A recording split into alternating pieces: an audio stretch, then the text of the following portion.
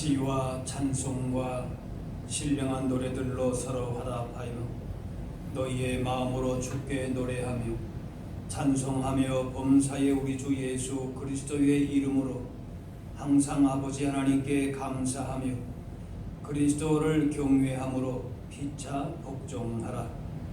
하나님은 영이시니 예배하는 자가 영과 진리로 예배할지니라.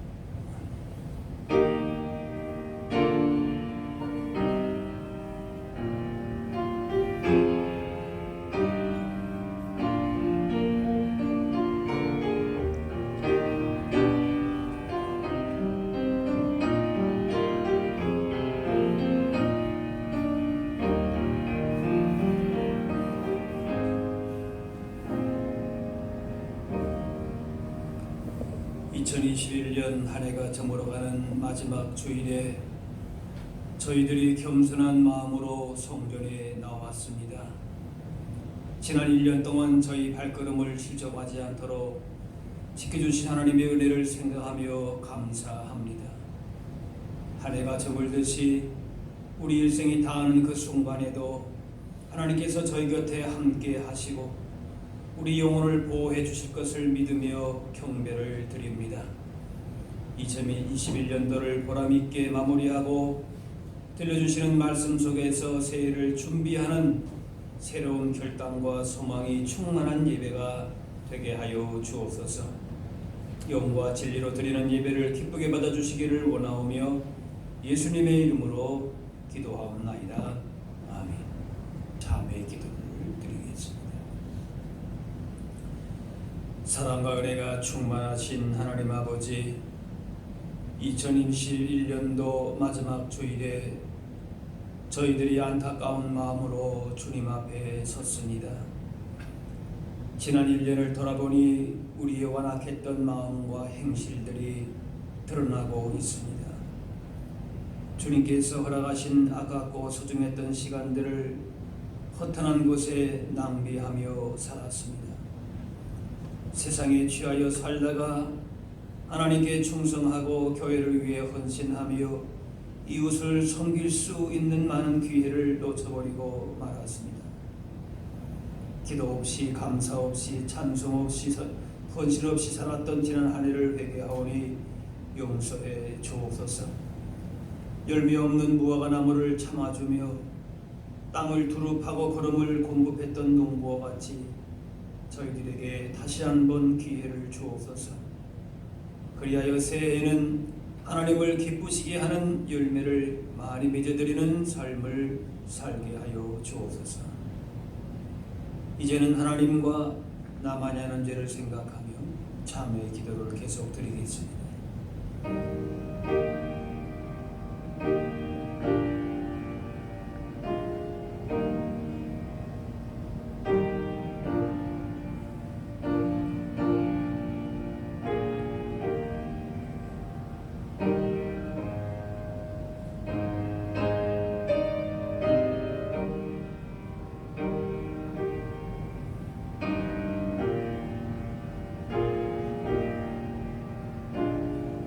하나님께서는 자신의 부끄러운 죄를 솔직하게 고백하는 자들에게 이렇게 말씀하십니다. 그들이 듣고 혹시 각각 그 악한 길에서 돌아오리라. 그리하면 내가 그들의 악행으로 말미암아 그들에게 재앙을 내리던 하던 뜻을 돌이키리라. 이제는 사도신경으로 우리의 신앙을 고백하오니 나는 전능하신 아버지 하나님 천지의 창조주를 믿습니다. 나는 그의 유일하신 아들 우리 주 예수 그리스도를 믿습니다. 그는 성령으로 잉태되어 동정녀 마리아에게서 나시고 본디오 빌라도에게 고난을 받아 십자가에 못 박혀 죽으시고 장사된 지 사흘 만에 죽은 자 가운데서 다시 살아나셨으며 하늘에 오르시어 전능하신 아버지 하나님 우편에 앉아 계시다가 거기로부터 살아있는 자와 죽은 자를 심판하러 오십니다. 나는 성령을 믿으며 거룩한 공교회와 성도의 교제와 죄를 용서받는 것과 몸의 부활과 영생을 믿습니다. 아멘. 성시교도 교동문 30번 시편 67편입니다.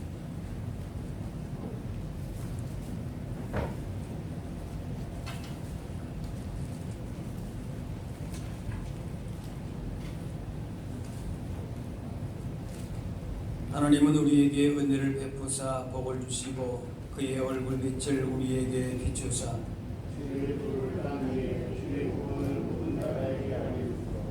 하나님이여 민족들이 주를 찬송하게 하시며 온 백성은 기쁘고 즐겁게 노래할지니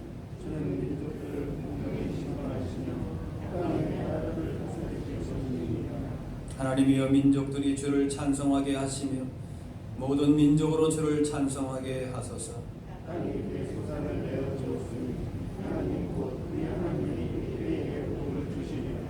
하나님이 우리에게 복을 주시리니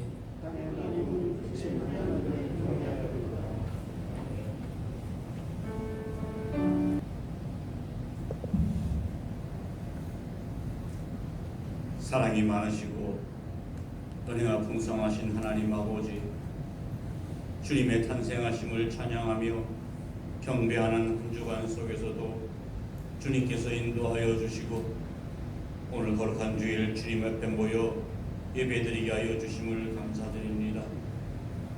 이 시간 은혜의 자리에 모여 예배드리는 믿음의 자녀들의 마음을 온전히 주장하여 주시옵소서. 감사하신 하나님 아버지, 오늘은 2021년 마지막 주일입니다. 2021년을 시작하게 하여 주시고 이제 한 해를 마무리하게 하여 주시니 감사를 드립니다. 지난 한 해를 돌아보면서 희망과 계획은 많았지만 저희들의 믿음과 열심이 부족했던 저희들의 한 해였음을 고백합니다. 2021년을 시작할 때에는 주님의 뜻에 순종하며 믿음으로 주님을 기쁘시게 하는 삶을 살겠노라 다짐하였지만 주님의 영광을 가릴 때가 많았음을 고백합니다. 좀 더 헌신하지 못한 것, 좀 더 굳게 믿지 못한 것, 더 많이 사랑을 실천하지 못한 것을 모두 주님 앞에 내려놓사오니 저희들을 불쌍히 여기시고 긍휼히 여겨 주시옵소서. 감사하신 하나님 아버지, 이제 한 해를 마무리합니다. 오직 주님만이 믿으시고 신실하시기에 주님 앞에 모든 것을 내려놓사오니 주님께서 저희의 모든 죄를 용서하여 주신 것 같이 저희의 잘못과 실수를 잊어버리게 하여 주시옵고 저희의 감사와 기도의 찬양을 받아 주시옵소서. 한 해 동안 나의 마음속에 있었던 마음 미움과 시기와 질투와 고집으로 엉클어졌던 인간관계도 주님의 사장으로 회복하게 하여 주시옵소서. 한 해 동안 교회에서 다스리는 자로, 봉사하는 자로, 섬기는 자로, 권하는 자로 책임과 충성을 다하려고 땀 흘렸던 목사님과 교육자분과 그리고 모든 성도들에게 우리 주님의 크신 은혜와 위로가 있기를 원합니다. 이제 다가오는 2022년 새해에는 주님의 인도하심 따라 무슨 일을 하든지 항상 기도로 준비하고 주님을 기쁘시게 하는 삶을 살게 하시고 맡은 일에 최선을 다할 수 있는 충성된 자들이 되게 하여 주시옵소서. 주님 앞에 잘못을 반복하지 않게 하여 주시고 부끄럽지 않는 주님의 자녀로 겸손히 여기며 충성하며 열매 맺는 저희들이 다 되게 하여 주시옵고 순종하는 삶을 살게 하여 주시옵소서. 아버지 하나님, 오늘도 주님의 말씀 들고 단위에서 쉬는 사자 목사님을 기억하시고 성령의 능력과 권능으로 붙드셔서 오늘 주시는 말씀을 통하여 한 해를 마무리하는 이 시간에 만물을 새롭게 바라보고 하나님의 뜻을 온전히 따르는 우리 모두가 되게 하여 주시옵소서. 한 해 동안 예배를 도운 손길들과 아동부 청소년부 교사들과 또한 소망교회를 위하여 묵묵히 애쓰시는 손길들을 기억하시사 그 마음에 하늘의 평화만이 넘치는 기쁨이 있게 하여 주시옵소서. 예배를 주님께 의탁합니다. 주의 성령께서 온전히 주장하시는 예배가 되게 하여 주실 것을 믿사옵고 감사드리오며 예수님의 이름으로 기도하옵나이다.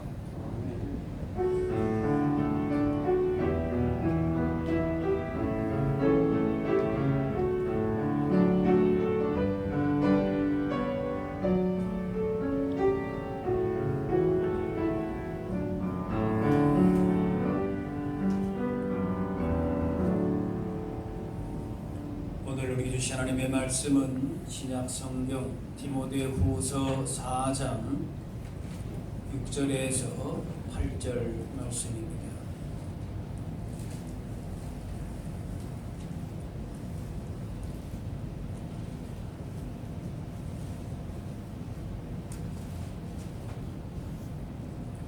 전지와 같이 내가 벌써 부어지고 나의 떠날 시각이 가까웠도다. 나는 선한 싸움을 싸우고 나의 달려갈 길을 마치고 믿음을 지켰으니 이제 후로는 나를 위하여 의의 면류관이 예비되었으므로 주 곧 의로우신 재판관이 그날에 내게 주실 것이며 내게만 아니라 주의 나타나심을 사모하는 모든 자에게도니라.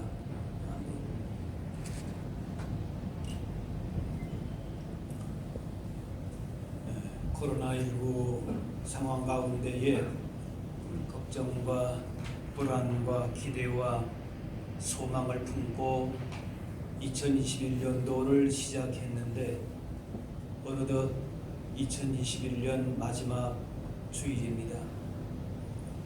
오늘 하나님 앞에서 지난 한 해를 돌아보고 정리하면서 내년을 새롭게 준비하는 시간이 되기를 바랍니다.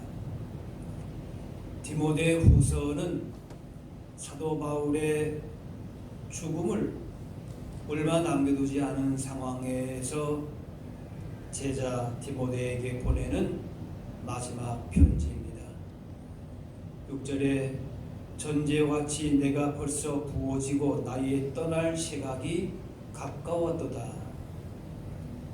바울은 자신의 죽음을 전제라고 하는 재물에 비유함으로써 자신의 죽음을 암시하고 있습니다.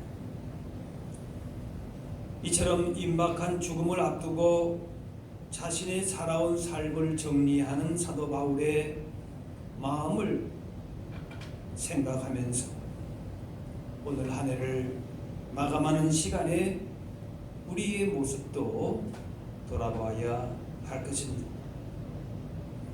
오늘 7절에 나는 선한 싸움을 싸우고 나의 달려갈 길을 마치고 믿음을 지켰으니 말씀합니다. 한마디로 바울은 후회 없는 인생이었다 할 수 있습니다.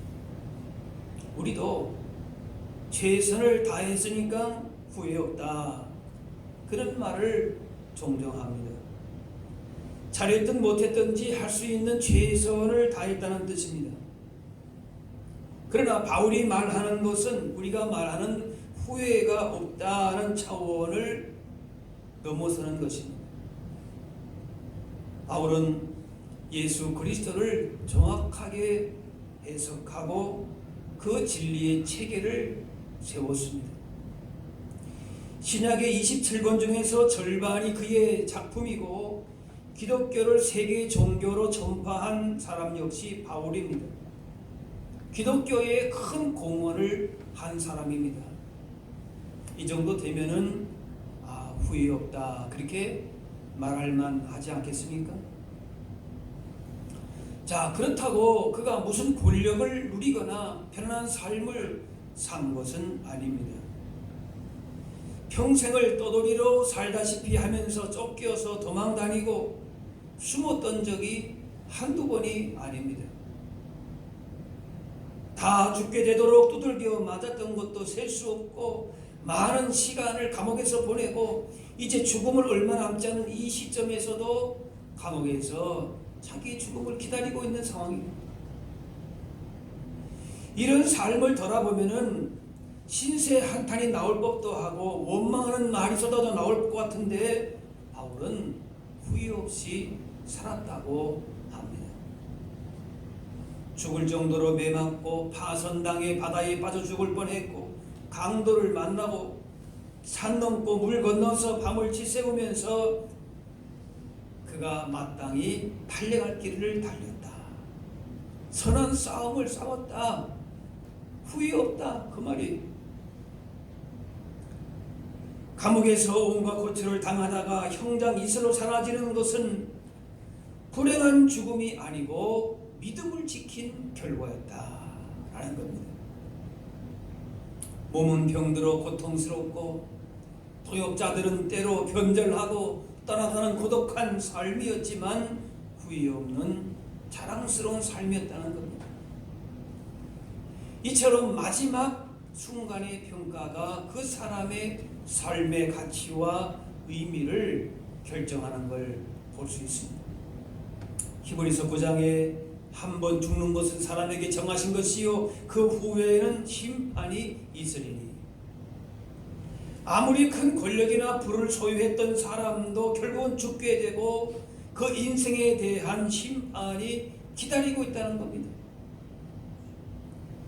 한평생 살고 끝나는 것이 아니라 그 인생에 대해서 책임져야 하고 심판을 받아야 된다라면은 지금 사는 인생을 신중하게 살지 않을 수 없습니다.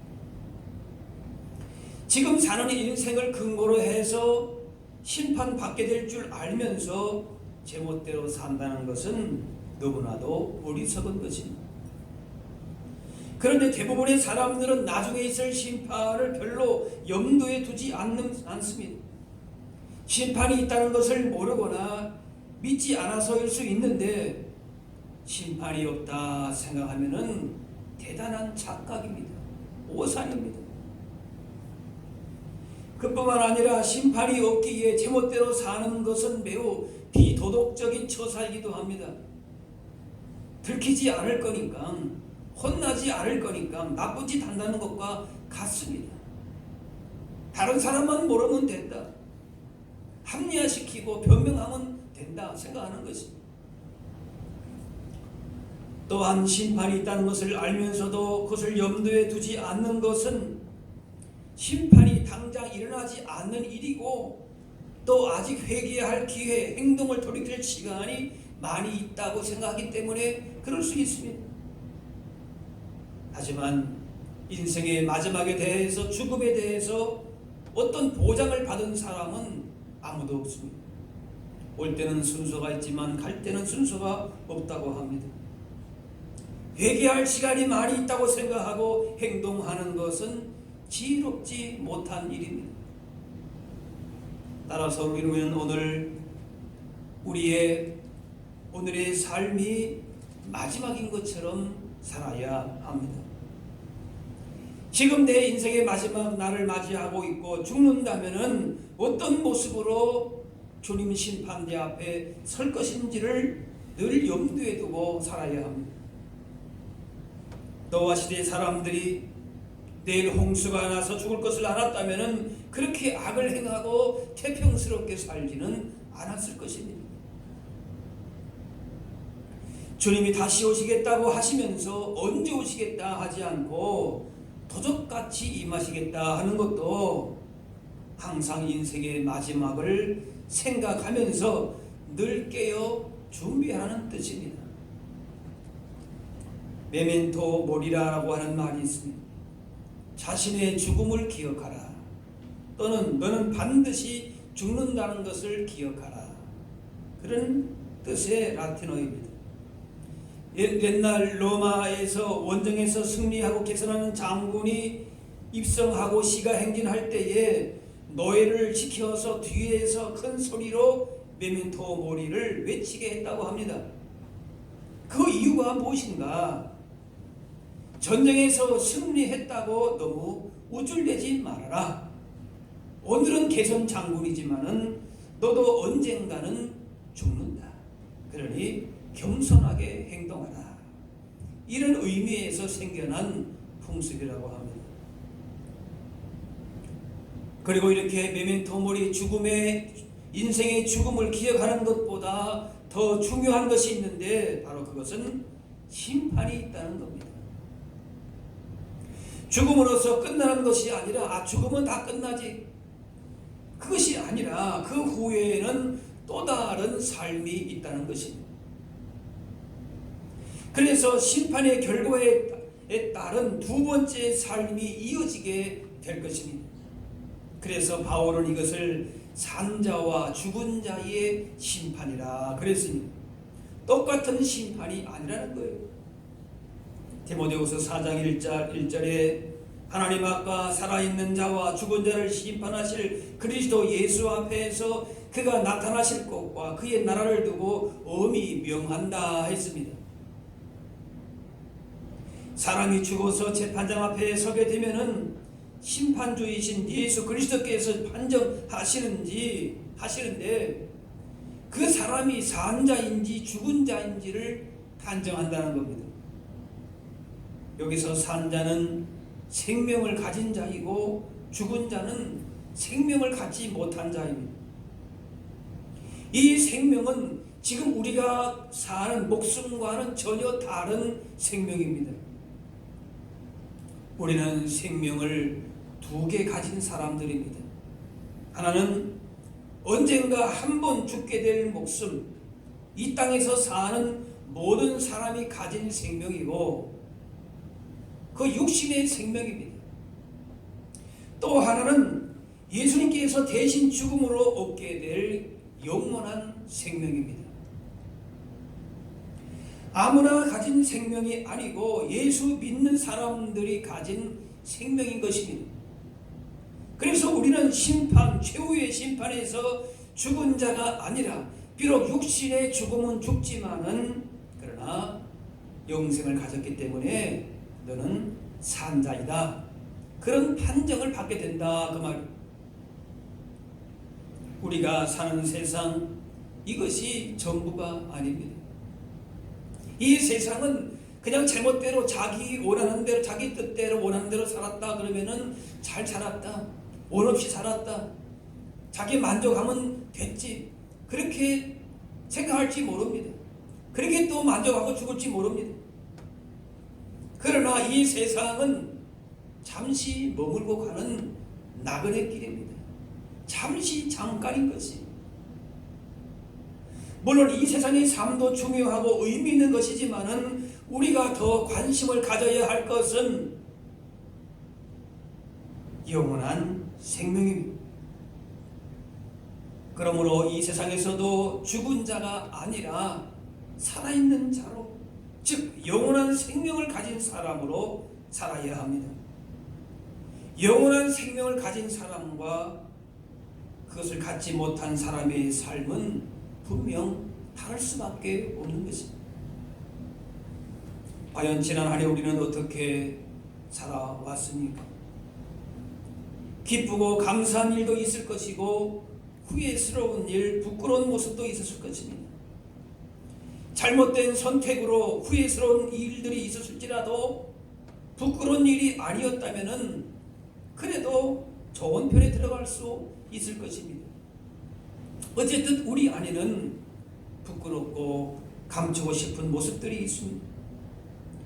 자신을 변명하고 변호하기 위해서 최선을 다했고 그래서 후회 없다 말하고 싶을지 모르지만은 하나님 앞에서 정말 살아있는 자로 믿음을 지키면서 그렇게 살아왔는지 돌이켜보면은 부끄럽고 죄송한 모습이 더 많습니다.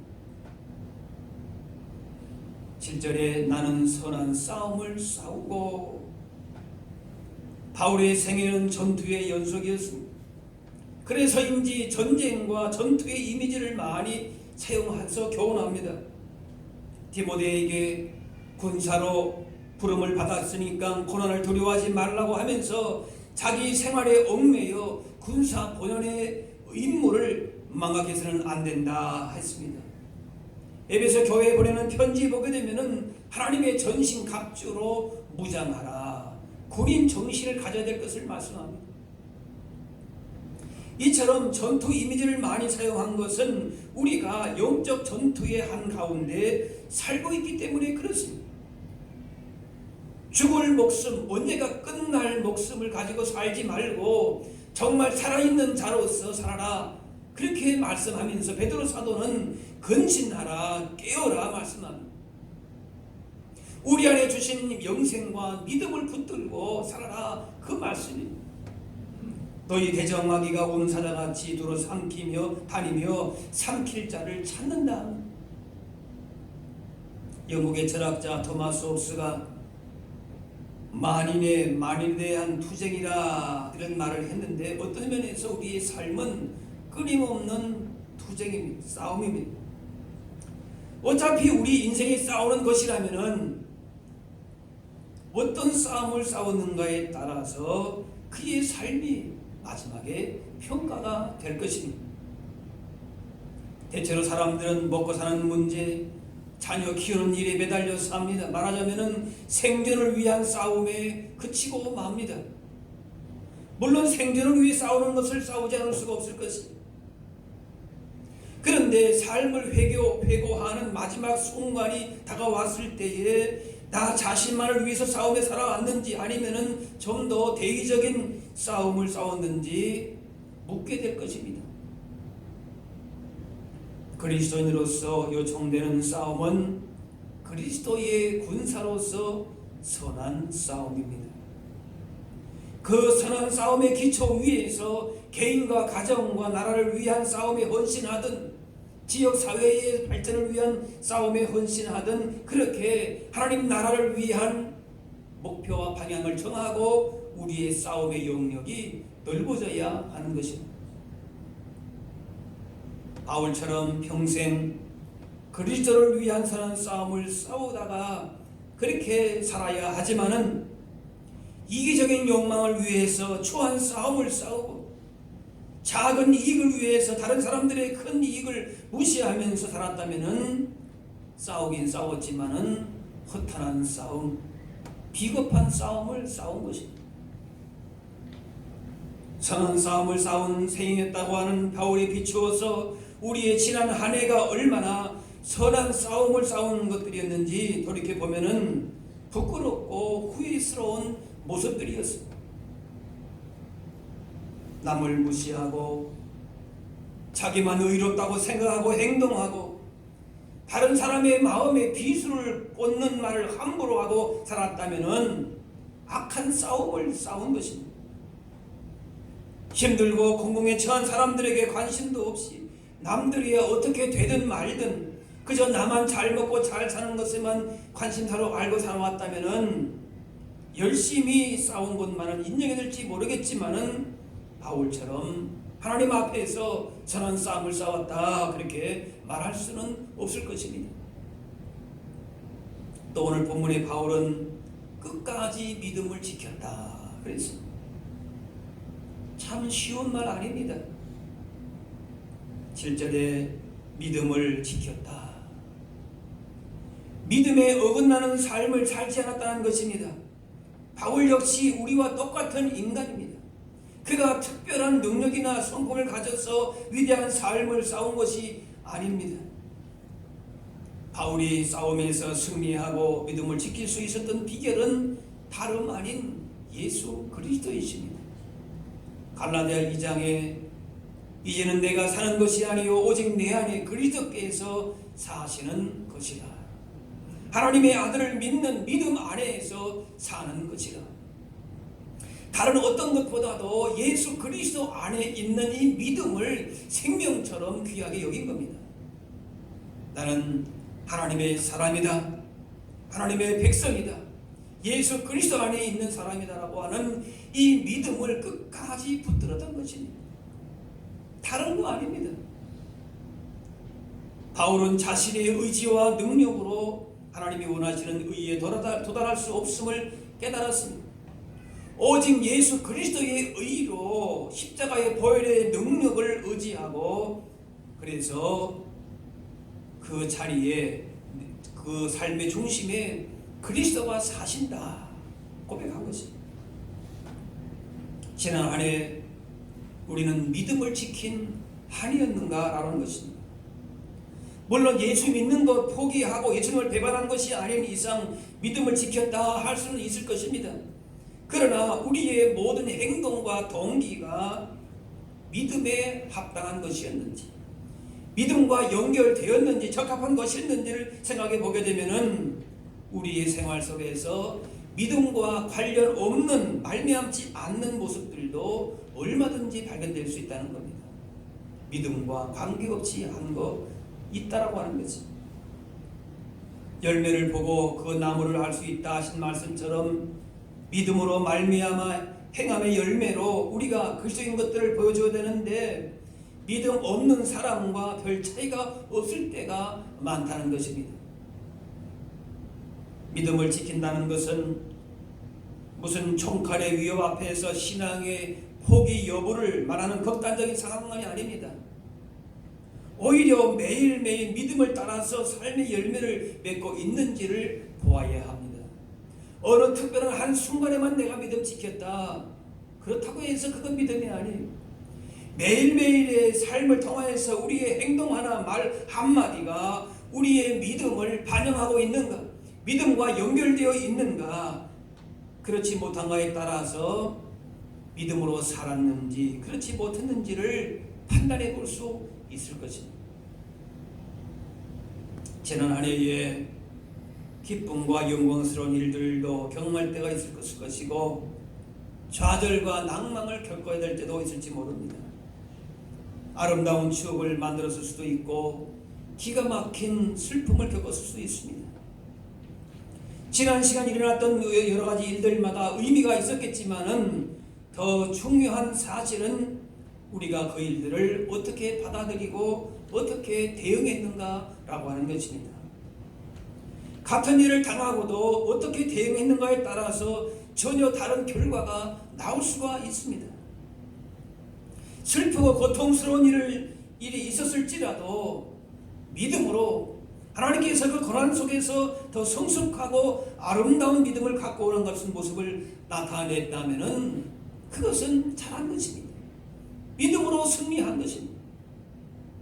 그리고 큰 기쁨 속에서도 교만하지 않고 하나님께 감사와 영광을 돌려드림으로써 하나님이 우리의 인생의 주인한 사실을 고백했다면은 믿음 안에서의 아름다운 모습인 것입니다.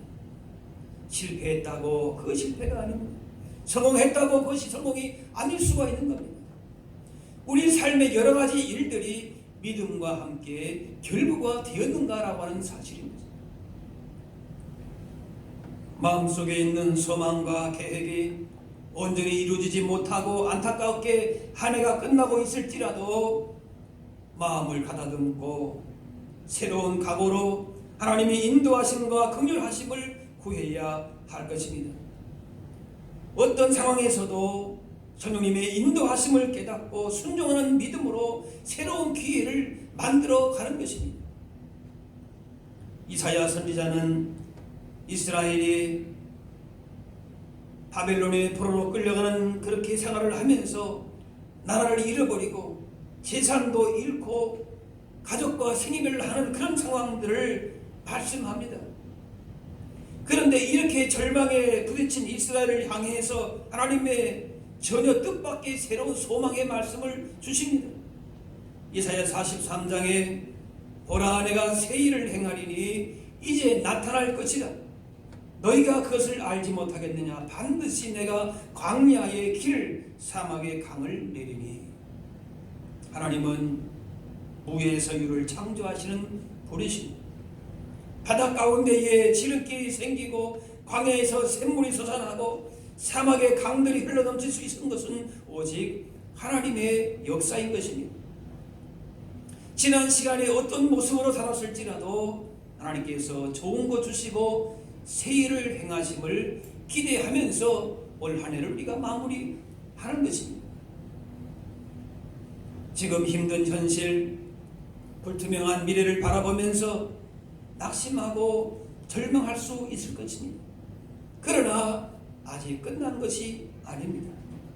더 좋은 것이 오지 않았습니다. 찬란한 빛이 우리 앞에 있다라고 말씀합니다. 우리는 그 영광을 보아야 될 사람들인 것입니다. 오늘 본문 8절에 이제 후로는 나를 위하여 의의 면류관이 예비되었으므로 주 곧 의로우신 재판장이 그날에 내게 주실 것이고, 이 땅에 아무리 화려한 무엇을 성공을 거두었다고 해도 그것이 최종적인 영광이 아니라는 사실인 것입니다. 선한 싸움을 싸우고 그러므로 달려갈 길을 우리는 달려가야 하는 것입니다. 마라톤 선수가 힘들다고 20km만 반만 뛰고 주저앉을 수는 없을 것입니다. 금보다 귀한 믿음을 주셨기 때문에 그 믿음을 가지고 힘써 믿음의 경주를 경주하기만 하면은 주님께서 의의 면류관을 최후에 우리에게 주십니다. 믿음이 없으면 내일은 언제나 절망입니다. 하지만 믿음이 있으면 내일은 언제나 우리에게 희망으로 반드시 다가옵니다. 우리는 그 찬란한 빛을 보아야 되는 사람들인 것입니다. 하나님이 준비해 두신 최고의 날, 가장 영광스러운 날을 바라보며 걸어갈 때에 그 가는 인생의 길이 고난이든 혹은 영광이든 하늘의 기쁨과 감사와 승리의 행진만 우리에게 이어지게 될 것입니다. 이 믿음과 소망으로 날마다 더욱 주님의 뜻에 순종하면서 선한 싸움을 싸우며 나아갈 수 있어야 할 줄로 믿습니다. 오늘 사도 바울은 6절에 전지와 같이 내가 벌써 부어지고 나의 떠날 시각이 가까웠다. 바울이 자신의 죽음을 제물에 비유한 것은 성도의 삶이 하나님이 받으실 만한 산 제사가 되어야 되는 것을 말씀하고 있는 것입니다. 과연 우리가 달려갈 길을 다 마치고 인생의 마지막을 맞게 되었을 때에 하나님 앞에 드려지는 향기로운 제물로 부어드리는 삶이었다고 회고할 수 있겠습니까? 우리의 생을 마감하는 그 순간에 나의 죽음이 전지와 같이 제단 위에 부어져서 하나님 앞에 향기로운 제물이 되었다라고 말할 수 있어야 할 줄로 믿습니다. 저물어가는 하늘을 정리하면서 감사와 영광을 하나님께 드릴 뿐만이 아니라 우리의 후회와 부끄러운 모습까지도 모두 다 하나님 앞에 내어드려야 할 것입니다. 그리고 언젠가 사도 바울처럼 내가 선한 싸움을 싸우고 나의 달려갈 길을 마치고 믿음을 지켰으니 나를 위하여 의의 면류관이 예비되었도다. 이렇게 우리의 생애를 결론짓게 되어야 할 줄로 압니다. 나의 달려갈 길을 마치고 경기장에서 최선을 다하는 선수처럼 달려갈 길을 마쳤다고 고백하는 바울처럼 후회나 미련 없이 최선을 다한 삶이었다라고 주님 앞에 고백할 수 있는 그런 저와 여러분들, 올 한 해를 우리가 마감하면서 보내는 우리의 마음의 다짐과 결단이 되어야 할 줄로 믿습니다. 기도하겠습니다. 사랑의 하나님, 우리의 달려갈 길을 마치고 때가 되면 의로운 심판을 하셔서 우리에게 영원한 하늘의 상급 의의 면류관을 예비하시고 우리의 모든 슬픔과 아픔도 다 갚아주실 것을 소망하면서 믿음의 길을 가게 하시니 감사합니다. 올 한 해 보내는 마지막 주일을 맞이하면서 현재 우리의 모습이나 상황을 바라볼 때에 실망하며 낙심될지라도 더욱 힘써서 믿음에 서는 싸움을 싸우며 믿음을 지켜서 우리 가운데 행하시는 주님이 더 크고 좋은 일들이 더욱 많이 남아있음을 기대하며 소망하면서 한 해를 마무리하고 새해를 맞이할 수 있는 우리 모두가 되게 하여 주옵소서. 감사드리며 예수님의 이름으로 기도하옵나이다.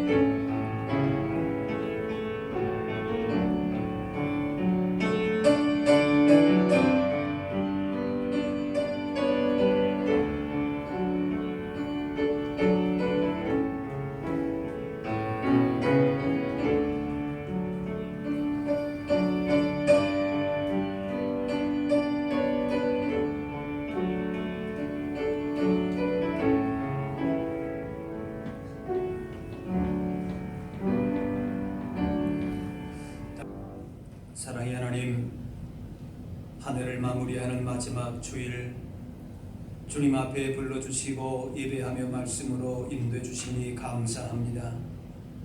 한 해를 보내면서 그동안 우리 안에 감사와 아쉬움이 교차하는 많은 일이 있었지만 여기까지 인도하신 주님의 크신 사랑과 은혜를 기억하며 감사함으로 마무리할 수 있는 복된 시간 되게 하여 주옵소서.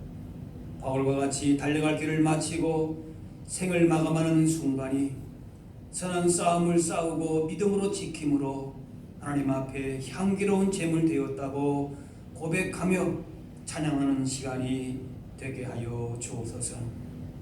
이 시간 세상이 감당치 못할 은혜와 사랑을 베푸신 것을 기억하며 예물 드립니다. 우리의 온 마음과 정성으로 드린 예물 기뻐 받아 주시고 하늘 양식 땅의 기름진 복으로 채워 주옵소서. 현재 우리의 모습을 바라볼 때에 낙심하고 실망할 일들도 있을지라도 주의 말씀 의지하게 하시고 성령님의 도 인도하심을 구하고 부르신 사명을 따라서 끝까지 달려가게 하여 주옵소서. 오늘도 주님 앞에 가지고 나온 마음의 소원과 기도의 제목들을 주님 들어주시고 때를 따라서 주님의 거룩한 뜻 가운데에 이루게 하여 주옵소서. 남은 올해의 시간 속에서 우리 자신을 돌아보며 새해를 믿음으로 잘 준비하게 하여 주옵소서. 감사드리며 예수님의 이름으로 기도하옵나이다. 자리에 앉으시기 바랍니다. 교회 소식 알려드립니다. 신년 예배는 1월 1일 오전 11시에 본당에서 모이도록 하겠습니다. 신년 새벽 특별 집회는 1월 3일부터 7일까지 오전 6시에 본당에서 있습니다. 기도와 말씀으로 새해를 시작할 수 있기를 바랍니다. 예산 재직회가 2부 예배 후에 이곳에서 있습니다. 코로나19 확산 방지와 예방을 위해서도 계속적으로 협조하시고 기도하셔서 이런 어려움들을 잘 이겨나가실 수 있기를 바랍니다. 이제 다 같이 일어나셔서 우리 서로 인사 나누겠습니다. 주의 사랑으로 사랑합니다. 한 해를 보내는 아쉬움과 또 감사와 여러 가지 우리 마음의 생각들이 교차할 줄로 압니다. 오늘 주신 말씀과 같이 우리의 달려갈 길을 다 달려가서 하나님 앞에 섰을 때에 어떤 믿음의 모습으로 설 것인가. 올 한 해를 우리가 보내면서 이런 한 해를 준비하는 이 시점에서 다시 한번 우리의 마지막도 생각해 보면서 우리의 믿음과 삶을 돌아볼 수 있는 그런 시간들로 올 한 해의 남은 시간들 기도하면서 그렇게 말씀 안에서 보내실 수 있기를 바랍니다. 우리 마지막 찬양 같이 합니다. 이제는 우리 주 예수 그리스도의 은혜와 하나님 아버지의 그 크신 사랑하심과 성령님의 인도 교통하심이 나의 달려갈 길을 다 마치고 믿음을 지켰다라고 고백하고 주님 앞에 그렇게 마지막 고백하며 영광 돌리기를 원하는 여기 모인 주의 백성들 머리머리 위에 이분들의 가정과 그 모든 삶의 현장 가운데 이제로부터 영원까지 함께 하옵시기를 간절히 축원하옵나이다.